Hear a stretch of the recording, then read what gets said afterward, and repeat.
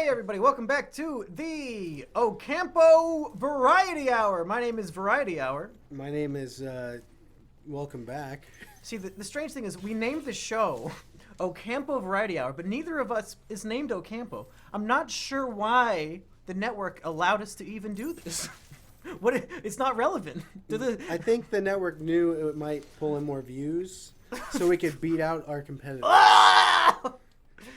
Yeah, wait.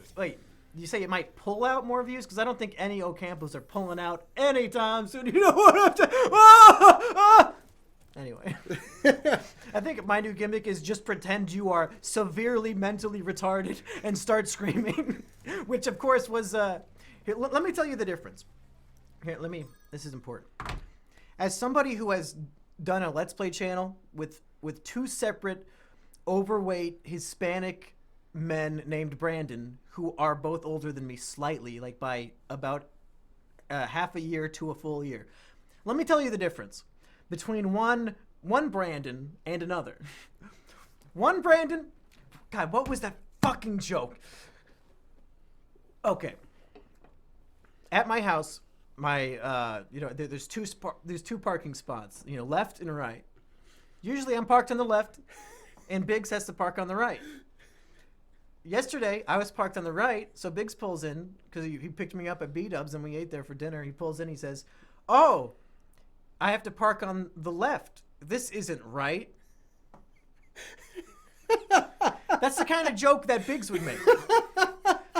Here's the kind of joke that the other Brandon would make in the exact same scenario.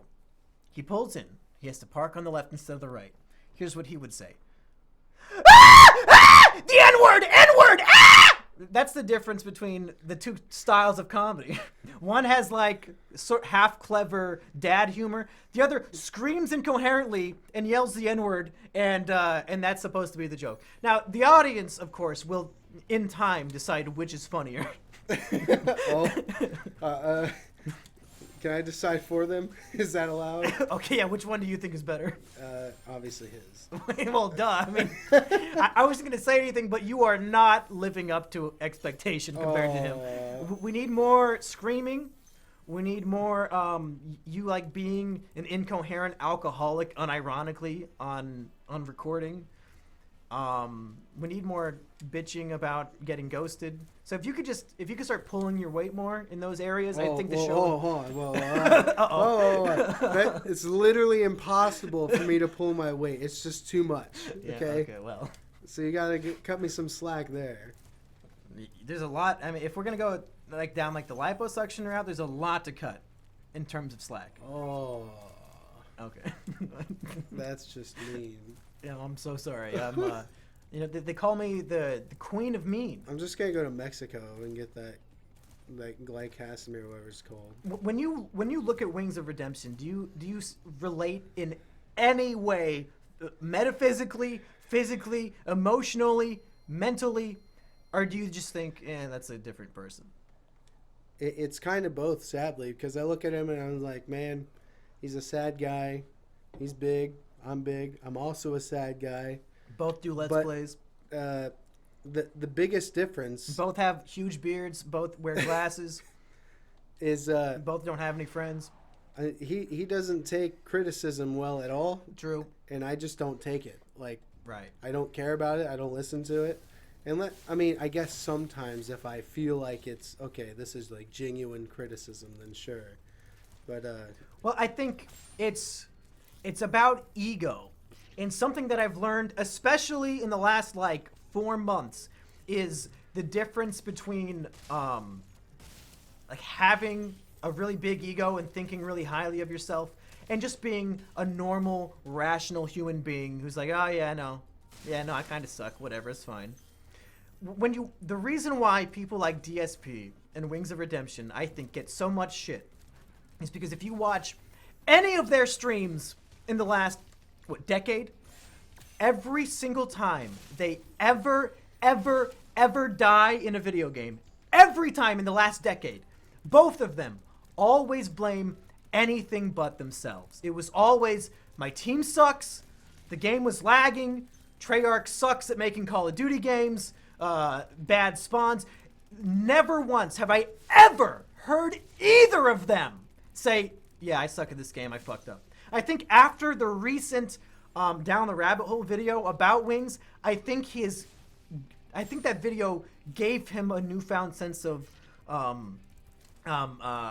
self-awareness, because that video got 2 million views in a day, and it was actually genuinely respectful of him. And it wasn't just to like troll him and shit on him. It was a genuinely, here's the facts, here's this guy's life, here's why he's relatable. Here's a 2-hour documentary about him. And I think that really opened up his eyes, and he realized, oh, yeah, no, that is the story of my life. This guy's not trying to fuck with me. He's genuinely telling my story and making me at least somewhat sympathetic. And after that, he has been taking credit for his deaths in the new Call of Duty way more than he used to. Because I never heard him do it until after that video. But DSP, he'll never stop. He will never take credit. He thinks he's literally a gaming god. And that's the big difference. It's the ego. You, and I guess me, because in SPYRO I've died a bunch of times, and I don't think I ever blamed the game. Did I blame the game when I died? I think I said I wasn't paying attention because I was talking about Juiceploy. I take the blame because I'm the one who fucked up. And I think it's all about ego. When I look at Wings, maybe a year ago, I'd see a guy with a pretty big ego. Biggs, the difference? I don't know if you even know what ego means. you think so little even of yourself that the concept of having like pride and wanting to prove how great you are, I don't think it even registers in your brain. I don't think it does either. And that's what makes a not just a character, but a person, I think, more endearing, not just to an audience, but to other human beings, is when they are willing to be vulnerable and say, yeah, you know what? I fucking suck. I don't see why anybody would ever be interested in me in any way, but for some reason they are. And I'm just going to put my shit out there, and the people who want to see it can see it, and that's it. Whereas these other guys, it's more of an ego-driven, like, I want the whole world to know how good I am at Street Fighter Turbo 2 Edition. And if I lose a fight, it's not my fucking fault, because I'm the best who ever played the game. And it's everyone else's fault, and I'm going to make sure the audience knows that I lost because the game fucking sucks, man. Wasn't that the reasoning behind one of the mass shootings? Was that like a Madden tournament, and like the guy lost and he ended up like shooting people over it? Could be. That was recent, like last year maybe. I don't know what the motive was. I do remember that shooting, because America, it's just a big shooting range, guys. Oh, yeah. New mass shooting every day. We're European, so lay epic funny. Could you imagine making light of a mass shooting? Could you imagine like making jokes? It's hard for me to make light of anything. Could you imagine being such a cold-hearted person that you like derive entertainment and comedy out of the tragedy of a mass shooting? Like, could you imagine like really like left field scenario? Okay. But like, what if you took the mass shooter? So left field scenario. So it's not right. Right. No, not right. Wrong. Exactly. Okay. So you take the shooter. Ah, no!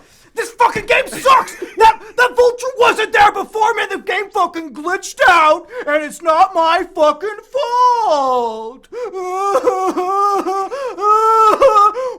Why are there so many troll channels about me? It's not my fucking fault I lost this SPYRO!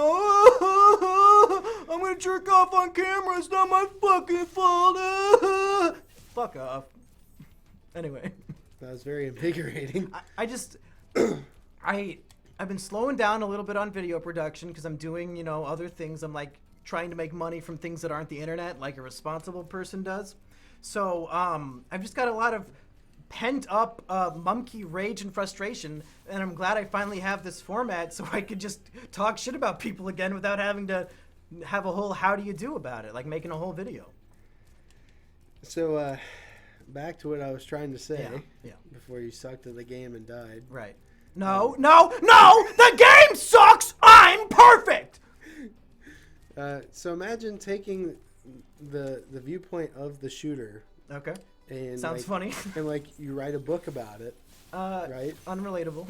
Uh, like, imagine making light of it in that way. Like, that's like almost the biggest scumbag thing, because then you're making money off of it, right? Right, yeah. Could you imagine profiting from somebody else's, like, pain and misery of their child being fucking slaughtered in the streets?